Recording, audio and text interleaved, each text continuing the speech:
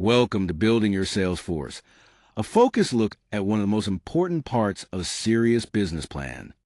I'll examine the strategic choices involved in structuring a sales team, hiring the right people, and scaling the organization as the business grows. The goal is not simply to add salespeople, but to build a system that supports sustainable performance. We'll consider how thoughtful planning can align roles, resources, and growth objectives, creating a sales force that is both effective today and prepared for what comes next. The structure of your sales force is far more than an organizational choice. It shapes how your business grows and how efficiently it operates. A well-designed model influences your revenue trajectory, your balance of fixed and variable costs, and the way customers perceive your brand. It also determines the depth and consistency of your customer relationships. The stakes are especially high early on. If the model is wrong, growth can stall while capital continues to be consumed, making the decision difficult and expensive to reverse. Before hiring a single salesperson, every business needs to decide where it wants to sit on the sales model spectrum. Direct sales means building an in-house team that represents your brand exclusively, giving you the most direct control over the customer relationship. A hybrid model combines internal employees with outsourced channels, balancing control and external reach. Outsourced sales relies on third-party representatives or agencies to sell on your behalf. The right choice depends on how you want to balance ownership, flexibility, and access to selling capacity. Building an in-house sales team gives the company the highest level of control and alignment. You manage the messaging, sales process, and performance directly, while representatives develop a deep connection to your culture and value proposition. Over time, that creates a long-term asset. Institutional knowledge and customer relationships remain inside the business.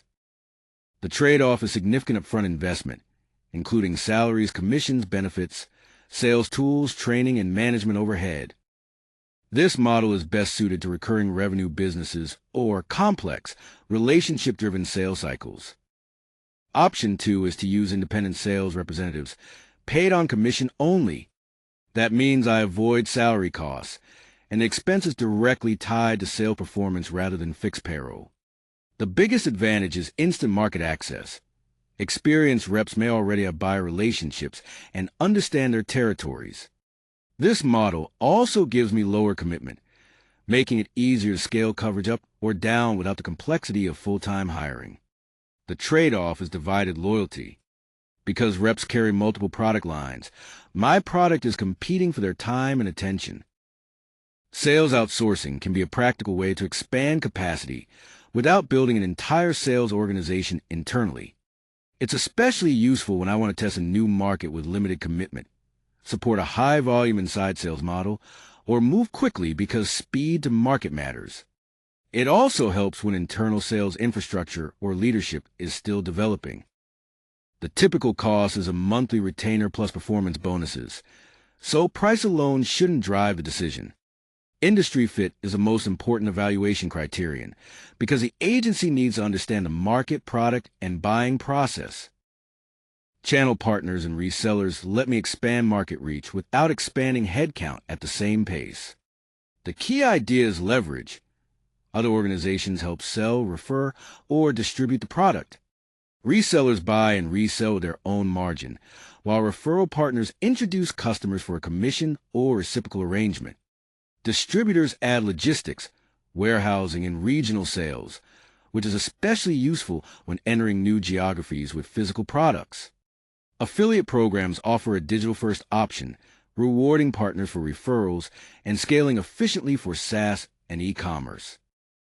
This comparison shows that each sales model involves a different trade-off between cost, control, speed, and scalability. An in-house team provides full control, but comes with high fixed costs and slower growth. Independent reps reduce costs, though with only moderate control and scalability. An outsourced agency offers a faster path with low control and high scalability, while channel partners combine low commission-based costs with fast execution and very high scalability. The right choice depends on whether your priority is independence, flexibility, speed, or the ability to expand efficiently. A strong compensation plan does more than determine pay. It shapes behavior and supports revenue growth. The foundation is a competitive base salary, complemented by commission and bonuses that reward consistent performance. Accelerators are especially important because they increase the payout rate once a representative exceeds quota, creating a clear incentive to overperform. OTE should reflect the market, including both industry and geography, while commission rates generally depend on margin and sales cycle complexity. Finally, well-designed clawback policies help protect the business when customers churn early. A credible business plan must show not only what you sell, but how you expect to sell it. Your go-to-market approach should connect directly to your financial plan. First, explain why your sales model fits the product, price point, and target customer.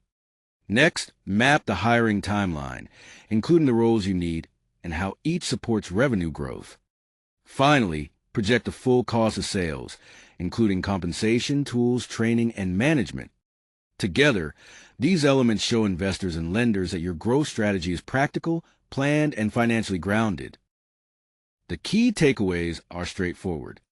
Match your sales model to how customers buy, balance fixed and variable costs as you grow, and recognize the trade-off between control and scale.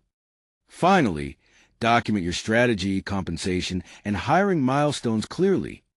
Your sales force is the engine of your revenue model.